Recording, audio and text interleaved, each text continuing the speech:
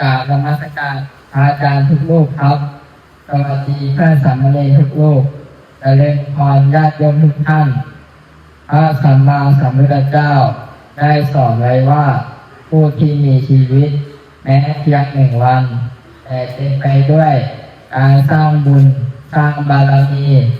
มีคุณค่ามากกว่าคนที่มีชีวิตอยู่ถึง100 ปีแต่ไม่ได้สร้างบุญสร้างบารมีเพราะเป็นชีวิตที่ว่างเปล่าเกิดมาก็ใช้บุญเก่าและไม่ได้สร้างบุญใหม่เพิ่มเป็นชีวิตที่อาภัพสามเณรก็เลยนึกถึงตัวเองว่าถึงแม้เราจะเป็นสามเณรที่บวชได้เพียง1 วัน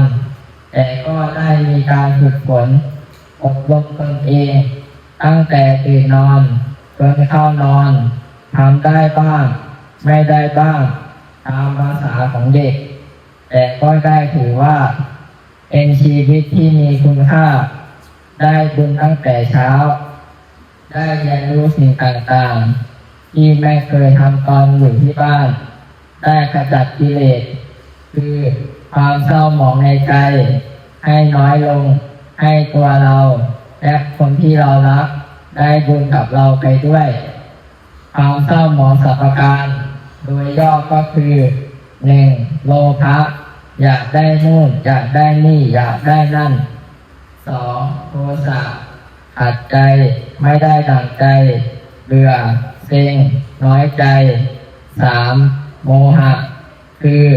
ปล่อยจิตใจให้ล่องลอยไร้จุดหมายสามเณรมาอยู่ที่นี่ก็อาจจะได้สิ่งที่ตัวเองอยากได้บ้างไม่อยากได้บ้างแต่ก็เป็นการฝึกตัวเองให้รู้จักพอประมาณเป็นการตัดความเศร้าหมองของใจ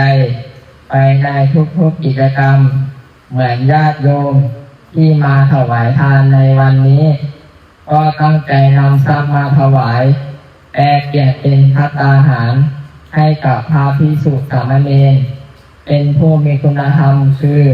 ตัดความขี้เหนียวออกจากใจทำให้ใจของทุกท่านมีความผ่องใสมากขึ้นซึ่งจะเป็นเหตุนำสิ่งดีๆมาให้เป็นทางมาของอายุที่ยืนยาวผิวพรรณที่ผ่องใสความสุขกายและใจพลังภายนอกและภายใน